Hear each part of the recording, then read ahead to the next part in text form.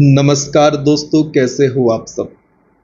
दोस्तों, MPPSC prelims exam की unit 9 जो कि है सूचना एवं संचार प्रौद्योगिकी, इंफॉर्मेशन एंड कम्युनिकेशन टेक्नोलॉजी, उसकी वीडियो सीरीज़ के इस वीडियो में हमें चर्चा करनी है द्वितीयक मेमोरी सेकेंडरी स्टोरेज यूनिट की। दोस्तों, प्राथमिक मेमोरी या प्राइमरी मेमोरी की चर्चा हम पिछले वीडियो में कर चुके हैं और उसके पहले की वीडियोस में भी हमने यूनिट 9 के काफ़ी टॉपिक्स को कवर किया हुआ है। यदि आपने हमारे उन वीडियोस को नहीं देखा तो एक बार उन वीडियोस को ज़रूर देखें। यदि आप एमपीपीएससी यूनिट 1, 2, 3 जिसमें एमपी से रिलेटेड सामान्य ज्ञान आपसे पूछा जाता है, उन टॉपिक्स को कवर करना चाहते हैं तो आप हमारी प्लेलिस्ट चेक करें। वहाँ पर आपके लिए उन तीनों यूनिट के लिए भरपूर मात्रा में कंटेंट मिल जाएगा। साथ ही साथ लगभग 4000 के आसपास एमसीक्यू प्रैक्टिस करने के लिए भी आपको मिल जाएंगे। दोनों की प्लेलिस्ट आप एक बार ज़रूर चेक करें। उम्मीद है आपके लिए उनसे काफ़ी हेल्प आपके एग्ज़ाम की तैयारी के लिए मिलेगी। दोस्तों, साथ ही साथ आप यूनिट 10 का भी कंप्लीट कोर्स प्लेलिस्ट में देख सकते हैं। जितने भी आयोग हैं उनके लिए 2 प्लेलिस्ट के माध्यम से हमने कवर कराया है। एक में पूरा थ्योरी सेक्शन है और दूसरी प्लेलिस्ट में आपके लिए 18-19 वीडियो के माध्यम से वस्तुनिष्ठ प्रश्नों की प्रैक्टिस कराई गई है। इस वीडियो में हमें द्वितीयक मेमोरी की चर्चा करनी है, तो चलिए शुरुआत करते हैं। दोस्तों, वह मेमोरी जिसे डायरेक्ट एक्सेस नहीं करता कौन? सीपीयू। उसे द्वितीयक मेमोरी कहते हैं। ऐसी मेमोरी जिसे सीपीयू डायरेक्ट एक्सेस नहीं करता द्वितीयक मेमोरी या सेकेंडरी मेमोरी कहलाती है। प्राथमिक या प्राइमरी मेमोरी हमने क्या देखा था? ऐसी मेमोरी जिसे सीपीयू डायरेक्ट एक्सेस करता है उसे प्राथमिक मेमोरी या प्राइमरी मेमोरी कहते थे। द्वितीयक मेमोरी में ऐसा नहीं है। सीपीयू सेकेंडरी मेमोरी को डायरेक्ट एक्सेस नहीं करता या सीपीयू जिसे डायरेक्ट एक्सेस नहीं कर सकता उसे द्वितीयक मेमोरी कहते हैं। इसके अन्य नाम हैं सहायक मेमोरी, एक्सटर्नल मेमोरी और बैकअप मेमोरी। आप इन्हें भी ध्यान रखें। सहायक या ऑक्सिलरी मेमोरी, बाह्य या एक्सटर्नल मेमोरी और बैकअप मेमोरी। ये किसके अन्य नाम हैं? ये द्वितीयक मेमोरी के अन्य नाम हैं। दोस्तों, द्वितीयक मेमोरी का उपयोग डाटा को अधिक मात्रा में स्टोर करने के लिए किया जाता है और यह कंप्यूटर का भाग नहीं होती, इन्हें अलग से जोड़ा जाता है, जैसे कि हार्ड डिस्क, सीडी, डीवीडी आदि। दोस्तों, सीडी और डीवीडी का फुल फॉर्म आप हमें कमेंट सेक्शन में बताएं। जैसा मैंने आपसे पिछले वीडियो में कहा था, मैं आपसे ज़रूर पूछूंगा आगे चल के कि कौन सी पहली कंपनी है जिसने रैम को बनाया था सबसे पहले। कमेंट सेक्शन में आप हमें इसका ज़रूर आंसर दें। दोस्तों, द्वितीयक मेमोरी भी 2 प्रकार की होती है। क्रमानुसार, जिसे हम इंग्लिश में कहते हैं सिक्वेंशियल एक्सेस मेमोरी, और डायरेक्ट एक्सेस मेमोरी। यहाँ पर आपके लिए विभाजित करके बताया गया है। द्वितीयक मेमोरी या सेकेंडरी मेमोरी 2 प्रकार की होती है। सिक्वेंशियल एक्सेस मेमोरी या क्रमानुसार मेमोरी और दूसरा प्रकार है direct access memory. Sequential access memory का एग्जाम्पल है मैग्नेटिक टेप। इसी प्रकार से दोस्तों, डायरेक्ट एक्सेस मेमोरी को फिर 3 भागों में बांटा है, जिसमें शामिल है मैग्नेटिक डिस्क। याद रखें, यहाँ पर मैग्नेटिक टेप था क्रमानुसार में, डायरेक्ट में मैग्नेटिक डिस्क है, ऑप्टिकल डिस्क और फ्लैश मेमोरी। अब मैग्नेटिक डिस्क में दोस्तों हार्ड डिस्क आती है, फ्लॉपी डिस्क आती है। इनकी चर्चा विस्तार से हमें करनी है। ऑप्टिकल डिस्क में सीडी, डीवीडी, वीडी ये सारी चीज़ें आती हैं। फ्लैश मेमोरी में दोस्तों मेमोरी कार्ड, पेन ड्राइव इनको शामिल किया जाता है। दोस्तों, ये बड़े महत्वपूर्ण हैं आपके एग्ज़ाम के लिहाज से। कि किस मेमोरी में किसको शामिल किया जाता है। तो इनको आप बहुत ही आवश्यक बिंदु मानकर ध्यान रखें, समझने का प्रयास करें। दोस्तों, सबसे पहले बात करेंगे क्रमानुसार मेमोरी की। इस प्रकार की मेमोरी में डाटा उसी क्रम में एक्सेस होता है जिस क्रम में डाटा को स्टोर किया जाता है। ध्यान रखें दोस्तों, क्रमानुसार मेमोरी में आप डाटा को उसी क्रम में एक्सेस कर पाएंगे जिस क्रम में डाटा को स्टोर किया जाएगा। फॉर एग्जाम्पल, आपने पहले के ज़माने में इस प्रकार से कैसेट्स देखी होगी।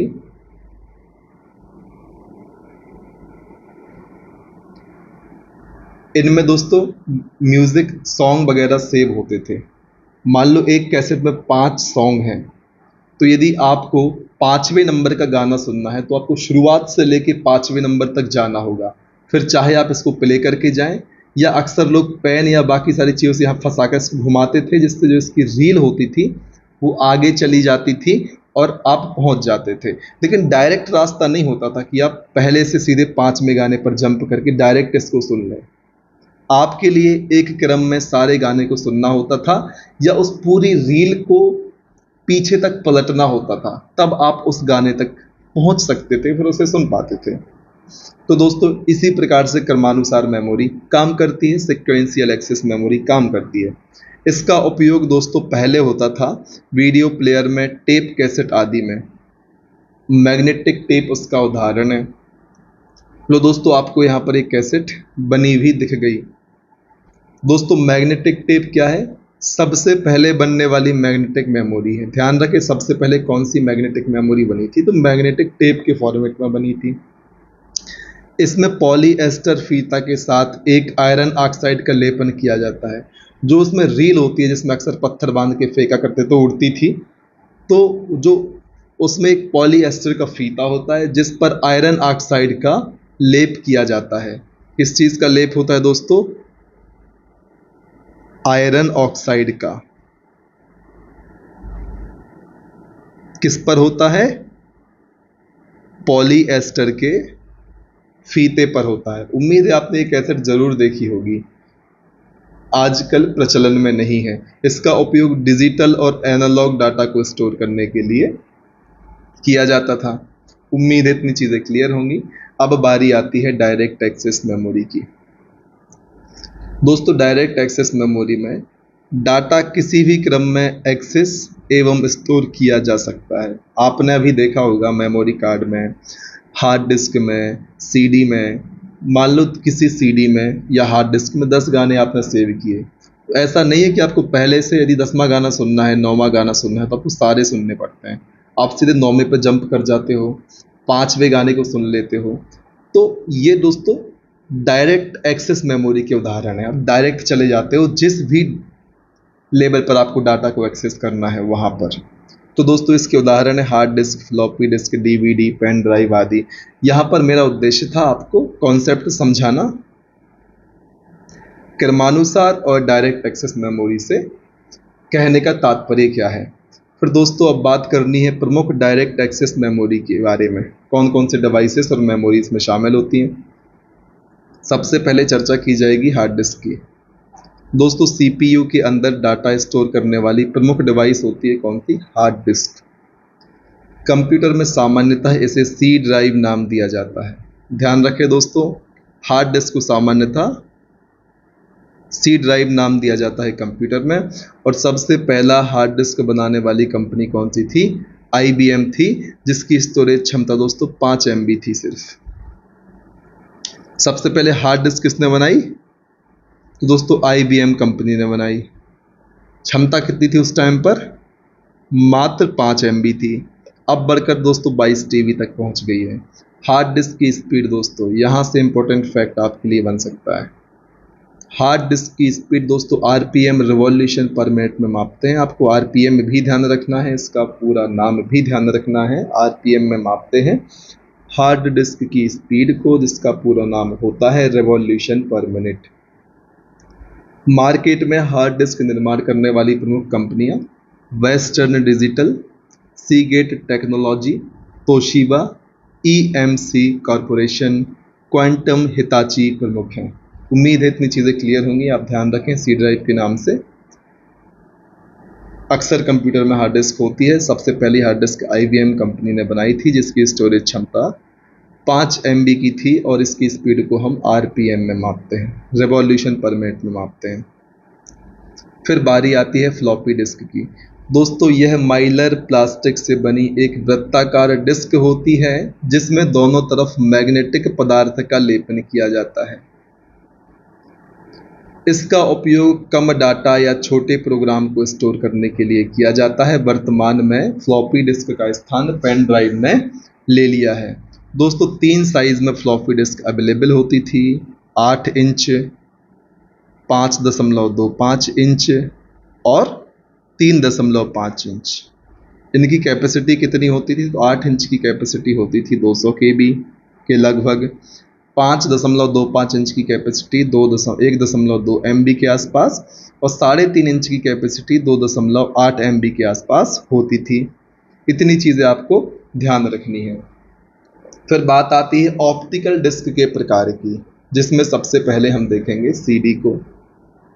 दोस्तों, इसका पूरा नाम होता है कॉम्पैक्ट डिस्क। CD का उपयोग ऑडियो फाइल और छोटे प्रोग्राम फाइल को स्टोर करने के लिए किया जाता है और इसमें डाटा लिखने के लिए लेज़र टेक्निक का उपयोग करते हैं। फिर DVD का फुल फॉर्म दोस्तों, DVD क्या है? डिजिटल वर्सटाइल डिस्क या डिजिटल वीडियो डिस्क। आपको इन दोनों को ध्यान रखना है। अंतर क्या है CD DVD में? तो DVD की क्षमता CD से बहुत ज़्यादा होती है डाटा स्टोर करने की, लगभग 17 GB तक DVD की क्षमता हो सकती है। बस यही चीज़ इस बिंदु में लिखी हुई है। और डाटा पढ़ने के लिए लाल रंग के लेज़र बीम का उपयोग करते हैं DVD में। DVD में किस रंग के लेज़र बीम का उपयोग करते हैं? तो रेड कलर का जो लेज़र बीम होता है उसका उपयोग करते हैं हम DVD में डाटा को पढ़ने के लिए। फिर दोस्तों, DVD 4 प्रकार से आती है: single layer, single side, double layer, single side, single layer, double side, double layer, double side. अब आपको ध्यान क्या रखना है? आप देखें, single layer single side DVD की कैपेसिटी कितनी है? 4.7 MB। अब आपको क्या देखना है? सिंगल लेयर में ही यदि साइड डबल कर दोगे, उतने ही लेयर में साइड डबल करने पर कैपेसिटी कितनी हो रही? डबल हो रही है। तो सिंगल लेयर सिंगल साइड की कैपेसिटी है 4.7 GB। तो सिंगल लेयर डबल साइड की कैपेसिटी इसका डबल 9.4 GB। इसी प्रकार से दोस्तों, डबल लेयर सिंगल साइड की कैपेसिटी आपको ध्यान रखनी है 8.5 GB और डबल लेयर डबल साइड की कैपेसिटी इसका जस्ट डबल, लगभग 17.08, लगभग 17 GB ही आप कह दें। तो दोनों में दोस्तों लगभग आपको डबल देखने को मिल रहा है। साइड डबल करेंगे कैपेसिटी डबल हो जानी है, इतना आप ध्यान रखें। फिर बात करनी है BRD अर्थात ब्लू रे डिस्क की। दोस्तों, नीले रंग की किरणों का प्रयोग करने के कारण हम इसे ब्लू रे डिस्क कहते हैं। इसे BD के नाम से भी जानते हैं। यह ऑप्टिकल डिस्क में सर्वाधिक क्षमता की डिस्क है। यह हाई डेफिनेशन वीडियो का समर्थन करता है। इसकी क्षमता दोस्तों 25 GB से 128 GB तक होती है। ध्यान रखें दोस्तों, ब्लू रे डिस्क को इसलिए कहते हैं ब्लू रे डिस्क क्योंकि इसमें नीले कलर के रंगों का उपयोग किया जाता है। बस ज़्यादा कुछ खास बात नहीं है। फिर बात करनी है HVD अर्थात होलोग्राफिक वर्सेटाइल डिस्क की। दोस्तों, दिखती DVD जैसी है, स्टोरेज क्षमता TB में होती है, मतलब इसकी कैपेसिटी DVD से भी ज़्यादा होती है, ठीक, और इवन ब्लू रे डिस्क से भी ज़्यादा होती है। दोस्तों, दिख रहा है दोस्तों, टेराबाइट में होती है। इसमें डाटा स्टोर करने के लिए हरे और लाल लेज़र बीम का संयुक्त रूप से उपयोग किया जाता है। किसमें? होलोग्राफिक वर्सेटाइल डिस्क में हरे और रेड लेज़र बीम का उपयोग संयुक्त रूप से करते हैं डाटा को स्टोर करने में। अब बात करते हैं दोस्तों प्रमुख स्टोरेज डिवाइस की, उनकी स्टोरेज क्षमता के घटते क्रम में। सबसे ज़्यादा स्टोरेज कैपेसिटी है हार्ड डिस्क की, फिर होलोग्राफिक ब्लू रे वर्सेटाइल डिस्क की, HVD होना चाहिए दोस्तों यहाँ पर, है ना, यहाँ पर HVD कर लें, फिर ब्लू रे डिस्क की, फिर DVD की। इसके बाद CD और फिर फ्लॉपी डिस्क। दोस्तों ये क्रम आप याद कर लें, हो सकता है आपके एग्जाम में क्रम से प्रश्न पूछ लें, तो आपको कन्फ्यूज़न नहीं होना चाहिए। सारे के सारे आंसर्स आप पे होने चाहिए। जितने आप इस वीडियो सीरीज़ में पढ़ रहे हैं, आप इतना निश्चय कर लें कि जितना यहाँ पे आप पढ़ रहे हैं, यदि उनसे प्रश्न आता है तो आपको गलत नहीं करना। आपको एक सोर्स को मल्टीपल टाइम रिवाइज करना है, बशर्ते आप 10 सोर्स पढ़ें और एक बार भी ढंग से रिवाइज ना कर पाएँ। उसका ज़्यादा महत्व नहीं होगा। आप कम सोर्स को मल्टीपल टाइम रिवाइज करें तो आपकी स्टडी ज़्यादा फलदायी होगी आपके लिए, आपके एग्ज़ाम में। अब बात आती है फ्लैश मेमोरी के प्रकार की। हमने बात करी थी प्राथमिक मेमोरी, द्वितीयक मेमोरी, फ्लैश मेमोरी। दोस्तों हम आ गए हैं फ्लैश मेमोरी पर। दोस्तों बात हमने ऐसी नहीं की थी, हमने की थी प्राथमिक मेमोरी, द्वितीयक मेमोरी, फिर कैश मेमोरी। प्राथमिक मेमोरी में हमने अलग विभाजन किया था, द्वितीयक मेमोरी में हमने अलग विभाजन किया था, क्रमानुसार, डायरेक्ट और फिर फ्लैश मेमोरी। दोस्तों फ्लैश मेमोरी की ऑफ मेन मेमोरी के कैटेगराइजेशन में ना डालें। एक बार मैं आपको फिर से यहाँ पर लिख के दिखा देता हूँ। हमने मेमोरी को शुरुआत में 3 भागों में बांटा था, प्राथमिक मेमोरी, द्वितीयक या सेकेंडरी मेमोरी और कैश मेमोरी। फिर हमने प्राथमिक मेमोरी को 2 भागों में बांटा था, स्टैटिक और स्टैटिक नहीं दोस्तों, हमने प्राथमिक मेमोरी को बांटा था स्थायी और अस्थायी में। स्थायी को हम कहते हैं नॉन वॉलेटाइल, अस्थायी को कहते हैं वॉलेटाइल। फिर दोस्तों स्थायी मेमोरी को हमने देखा था, इसमें रोम शामिल होती है। फिर रोम को हमने 3 भागों में बांटा था, पी रोम, ईपी रोम और ईईपी रोम। इसी प्रकार से अस्थायी को दोस्तों हमने देखा था, अस्थायी में रोम रैम होती है और रैम 2 भागों में होती है, स्टैटिक और डायनेमिक। फिर दोस्तों हमने सेकेंडरी मेमोरी की बात की थी, इसके 2 भाग देखे थे हमने, क्रमानुसार और डायरेक्ट एक्सेस। तो दोस्तों डायरेक्ट एक्सेस में हम चर्चा कर रहे थे। और दोस्तों इसका तीसरा भाग होता है कौन सा, फ्लैश मेमोरी। तो याद रखें दोस्तों, जो फ्लैश मेमोरी की चर्चा अब हम करने वाले हैं वो सेकेंडरी मेमोरी के 3 टाइप में एक है। फ्लैश को आप कैश से कंफ्यूज ना करें दोस्तों, कैश की चर्चा हम आगे करेंगे जो प्राइमरी और सेकेंडरी दोनों में आती है, इसकी चर्चा भी हम पहले कर चुके हैं।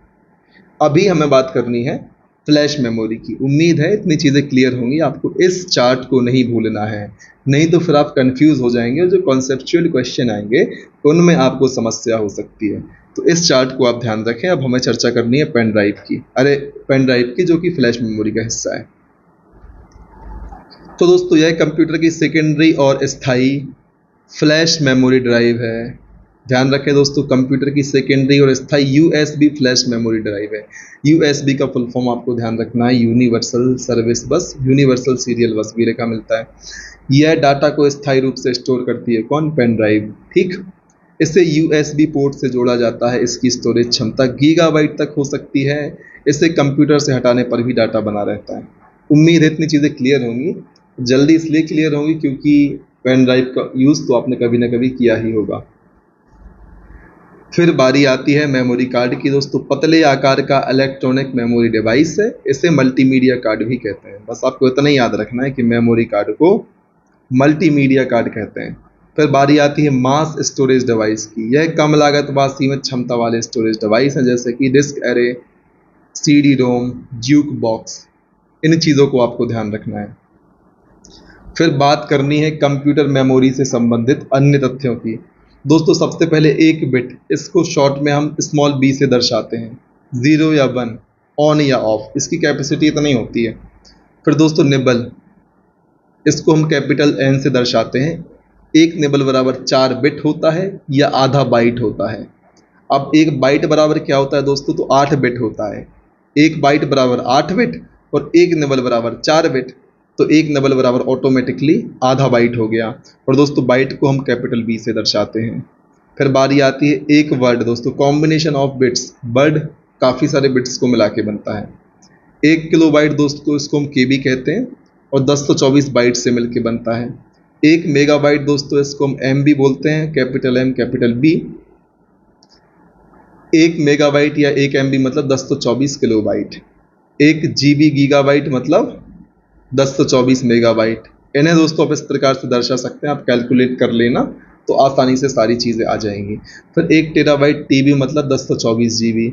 1 पेटाबाइट PB मतलब 10 तो 24 TB। इसी प्रकार से 1 एक्साबाइट EV या 1 XB मतलब 10 तो 24 PB। इस प्रकार से सीक्वेंस चल रहा है, आपको परेशान नहीं होना। इसी प्रकार से 1 जीटाबाइट मतलब ZB बराबर 10 तो 24 EB, और फिर योटाबाइट बाई भी बराबर 10 तो 24 ZB। ज़्यादा दिमाग लगाने की आवश्यकता नहीं है, आप इस प्रकार से 10 तो 24 करते रहेंगे तो आपकी सारी चीज़ें क्लियर होंगी। बस क्रम नहीं बिगाड़ना है, आपको इस बात का ध्यान रखना है। फिर बारी आती है मेमोरी पदानुक्रम की, मेमोरी हायरार्की की। दोस्तों ध्यान रखें, विभिन्न प्रकार के मेमोरी का एक्सेस टाइम एवं स्टोरेज आपको यहाँ पर बताया गया है। सबसे कम एक्सेस टाइम जिस मेमोरी का होगा उसकी गति सबसे तेज होगी, सीधी सी बात है, basic common sense. Register access क्षमता या एक्सेस टाइम दोस्तों यहाँ हो तो ज़्यादा बेटर है, 1 से 2 नैनोसेकंड सिर्फ। कैश मेमोरी 3 से 10 नैनोसेकंड, रैम 11 से 60 नैनोसेकंड, मैग्नेटिक डिस्क 10 से 50 मिलीसेकंड, माइक्रोसेकंड दोस्तों ऑप्टिकल डिस्क 100 से 200 माइक्रोसेकंड। अब आप खुद बताएं, यहाँ पर जिसका एक्सेस टाइम सबसे कम उसकी स्पीड सबसे ज़्यादा। यदि स्पीड की अपन बात करें तो सबसे तेज है फिर रजिस्टर, फिर कैश, फिर रैम, फिर मैग्नेटिक, फिर ऑप्टिकल डिस्क। ठीक, यहाँ पर भी आप देख सकते हैं, यहाँ पर एक्सेस टाइम स्टोरेज नीचे बढ़ रहा है और एक्सेस टाइम यहाँ पर घट रहा है दोस्तों, डिक्रीजिंग होना चाहिए। सबसे कम एक्सेस टाइम, फिर उससे ज़्यादा, फिर उससे ज़्यादा, फिर उससे ज़्यादा, फिर सबसे ज़्यादा। इसी प्रकार से सबसे ज़्यादा स्टोरेज यहाँ, फिर उससे कम स्टोरेज, फिर उससे कम, फिर उससे कम, फिर सबसे कम स्टोरेज। स्पीड की बात करें तो सबसे तेज रजिस्टर, फिर कैश, फिर मेन, फिर मैग्नेटिक, फिर बाकी सारी चीज़ें। क्लियर, उम्मीद इतनी चीज़ें क्लियर होंगी। अब बारी आती है मेमोरी भंडारण क्षमता की। दोस्तों जो मैं आपको पहले ही समझा चुका हूँ, सबसे कम भंडारण क्षमता इसकी, फिर कैच की, फिर प्राइमरी की, फिर सेकेंडरी की, फिर सेकेंडरी मेमोरी की। मतलब सबसे कम भंडारण क्षमता रजिस्टर की है, लेकिन सबसे ज़्यादा स्पीड इसी की है और सबसे कम एक्सेस टाइम भी है। यही चीज़ मैंने आपको ऊपर समझाई थी। मेमोरी की गति देखिए दोस्तों, सबसे तेज रजिस्टर है, फिर कैश, फिर प्राइमरी, फिर सेकेंडरी मेमोरी। अब हम बात कर लेते हैं रजिस्टर की। तो दोस्तों रजिस्टर जो है कंप्यूटर की सबसे तीव्र मेमोरी होती है और यह CPU से जुड़ी होती है तथा तीव्र गति से सूचनाओं का आदान प्रदान करती है। ध्यान रखना है, CPU से कौन जुड़ा रहता है? रजिस्टर मेमोरी जुड़ी रहती है, इतना आपको भूलना नहीं है। कार्य के आधार पर इन्हें हम कई बांटों में बांट सकते हैं, जैसे memory address register, input output register आदि। मुख्य मेमोरी का हिस्सा नहीं होते रजिस्टर, आपको ध्यान रखना है। निम्न में से क्या मुख्य मेमोरी का हिस्सा नहीं होता? यदि ऐसा क्वेश्चन आपके एग्जाम में पाया जाता है तब आपको यह लगाना है कि रजिस्टर मुख्य मेमोरी का हिस्सा नहीं होता और ये 16, 32, 64 बिट में पाए जाते हैं। इतना आप ध्यान रख लें। सबसे तेज होती है रजिस्टर, CPU से जुड़ी रहती है रजिस्टर। इनको हम memory address register, input output register में बांट देते हैं। मुख्य मेमोरी का हिस्सा नहीं होता दोस्तों रजिस्टर, तो याद रख लें। 64, 32, 16 बिट में पाए जाते हैं। उम्मीद है इतनी चीज़ें क्लियर होंगी। अब बात करनी है कैश मेमोरी की। दोस्तों एक विशेष प्रकार की तीव्र गति की मेमोरी होती है जो कंप्यूटर की प्रोसेसिंग गति को बढ़ा देती है। दोस्तों कौन सी मेमोरी कंप्यूटर की प्रोसेसिंग गति को बढ़ाती है? निम्न में से कैश मेमोरी ऑप्शन होगा, टिक कर देना, आपका भला हो जाएगा। दोस्तों यह CPU एवं मुख्य मेमोरी के मध्य स्थित होती है। ये चीज़ बड़ी महत्वपूर्ण है कि जो कैश मेमोरी होती है वह CPU और मेन मेमोरी के बीच में होती है, आप इधर पे देख सकते हैं।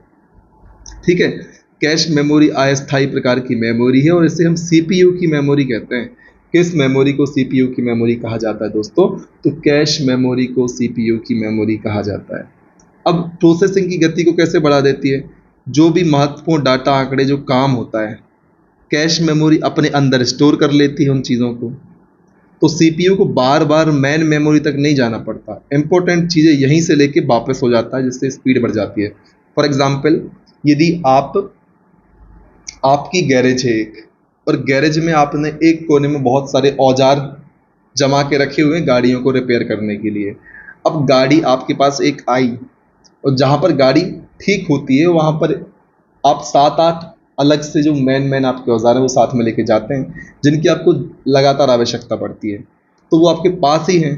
तो दोस्तों जो आपके पास औजार हैं और उन औजार को जिस बकेट में या जिस थैले में आपने रखा है वह कैश मेमोरी है आपकी। और जो औजार, सारे औजार जो आपके काम में आने वाले हैं लेकिन लगातार फ्रिक्वेंटली वो काम में नहीं आने वाले, वो आपने अपने गैरेज में एक कोने में रखे हुए हैं। तो दोस्तों वो कोना जहाँ पर आपके सारे औजार रखे वो मेन मेमोरी है। और कैश मेमोरी दोस्तों क्या है? वह बकेट या वह थैला आपका, वह तसला जो आपको बोल रहा हूँ, जिसमें आपने 2 4 10 काम की चीज़ें रखी हैं जिनको आपको बार बार यूज़ करना है। उससे क्या होगा आपके लिए, जब भी औजार की आवश्यकता पड़ेगी तो आपको अंतिम छोर पर नहीं जाना होगा अपनी गैरेज के, आप इसी बकेट में से उन औजार को निकाल के बार बार उपयोग करेंगे, जिससे आपका टाइम बचेगा, आपको बार बार लंबी दूरी नहीं तय करनी पड़ेगी औजार को लेने के लिए। इसी प्रकार से दोस्तों कैश मेमोरी काम करती है। कैसे काम करती है? यदि किसी प्रकार की प्रोसेसिंग सीपीयू को करनी है तो प्रोसेसिंग करने में जो बेसिक से कुछ चीज़ें हैं वो कैश मेमोरी में रखी हुई हैं। मैन मेमोरी हो सकती थी तो बार बार सीपीयू मैन मेमोरी तक जाता, फिर वापस आता, फिर जाता, फिर आता, तो उसको टाइम ज़्यादा लगता।